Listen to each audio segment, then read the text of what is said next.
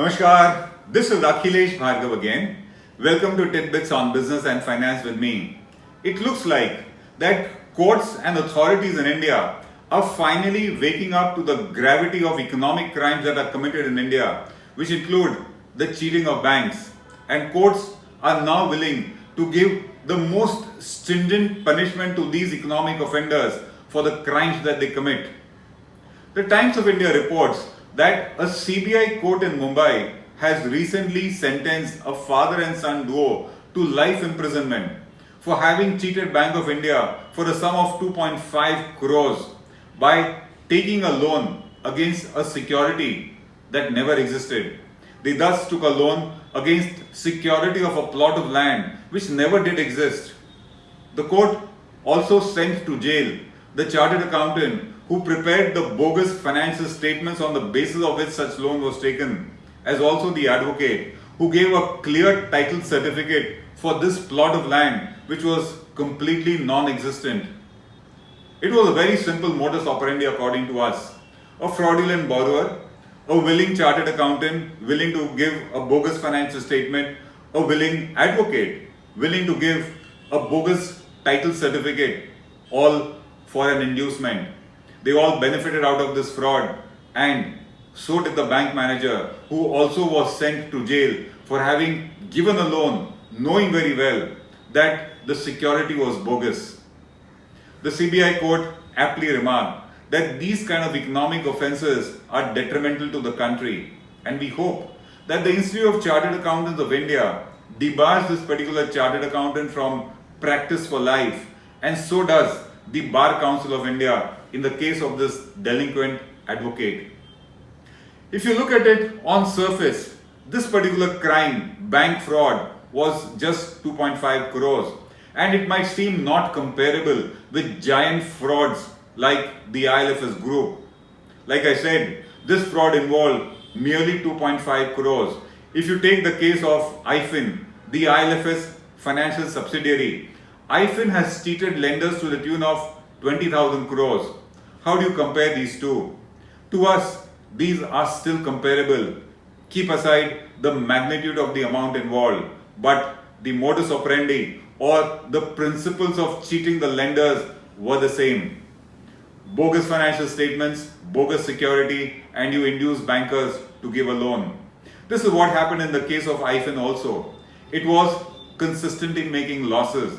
It did not have such a rosy financial picture as was shown in its financial statements for 10 years when Deloitte was its auditor.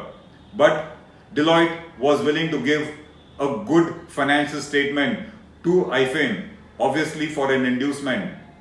Deloitte was paid handsome fees by way of consultancy charges by the ILFS group for managing this audit and managing various other audits in the ILFS group. So Deloitte gave a financial statement to IFIN which was rosy, which showed very strong cash flows, which showed a very healthy financial position. And it was on the basis of these financial statements which served like a security that lenders gave 20,000 crores to IFIN. And IFIN has been unable to pay all of them. It's a fraud committed by IFIN on the lenders. All the money lost. So to us, even IFIN has had a similar line of fraud being committed. Bogus financial statements, bogus security, and of course, willing auditors, willing chartered accountants. In the case of that small fraud on Bank of India, comparatively, the auditor, the chartered accountant was some unknown individual. But in the case of IFIN, it has been Deloitte, a well-known multinational accounting firm. At the moment, Hari Shankaran, the former vice chairman of ILFS, is in jail as part of the action that is being taken for this particular crime committed by cheating lenders to the tune of 20,000 crores. And so is Ramesh Bawa, the former managing director of IFIN. The question is whether all those others who participated in this crime to cheat banks will also face a similar action, a similar punishment to be given out by courts. So the top officials of IFIN are already in jail on charges of having committed a fraud. The question is, will Deloitte, which was the auditor of IFIN for 10 years and which very knowingly issued financial statements that had falsities. They knew that there were financial misrepresentations in the balance sheet and profit and loss account of IFIN that they signed for a decade. The question is, will Deloitte also be subjected to this kind of punishment? The reports that are emerging are that Deloitte was aware that the financial statements of IFIN that they are certifying are false, and for it to sign these statements, it was given a massive inducement by way of professional fees by the ILFS group, and Deloitte consciously compromised its integrity and independence. As per a whistleblower's allegations, Deloitte was aware of what it was doing. Deloitte consciously did not raise any red flags on all the financial irregularities that were contained in the audited financial statements of IFIN. It is on the basis of this whistleblower's allegations that SFIO has been investigating the dubious role of Deloitte in this entire ILFS and IFIN scam. SFIO has interrogated the former CEO of Deloitte, Udayan Sen, and the findings of SFIO so far, they say, are incriminating. The findings confirm what the whistleblower has alleged, which is Deloitte was willingly participating in the manipulation and preparation of fraudulent, wrong, false financial statements of IFIN. And it is on the basis of these financial statements which were false that lenders gave money to IFIN.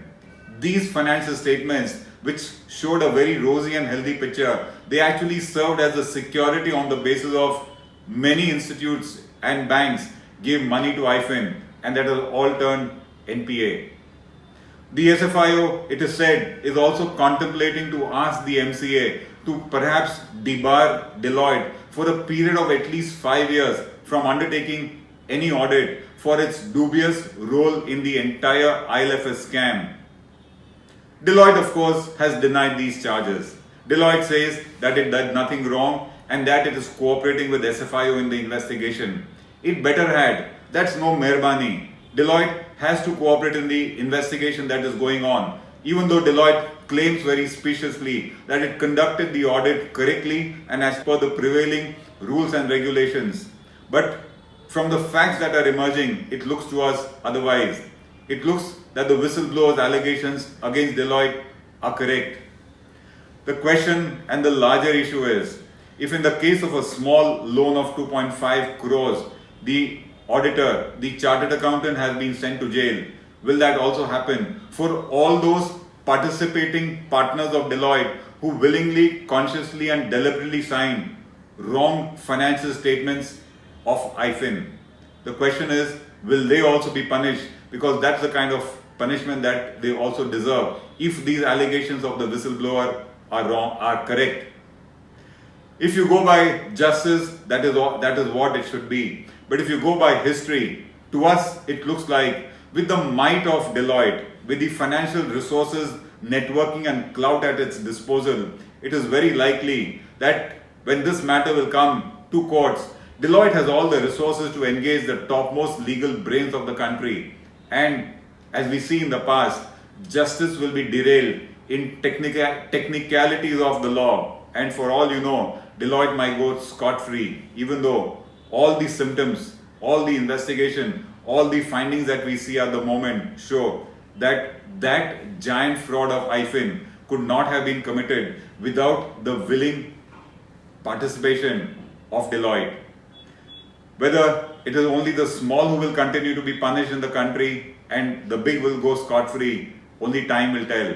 But we really hope that justice does not get lost just because in this case it involves a mighty institution like Deloitte. This is Akhilesh Bhargav signing off till we meet again. Namaskar. HW News Network today is a year and a half old. Thanks to your support, thanks to your love, we've grown. We require your support a little more. What we request you to do is to download our free app. Our app is in Hindi, English and Marathi. We promise to update you with the latest news, views, analysis, interview. We also have a live TV going in that. If you download our app, we will get advertisers. And if we get advertisers, we'll get revenue. We get revenue, we can serve you better. So once again, please do support us. Please download our app. Namaskar.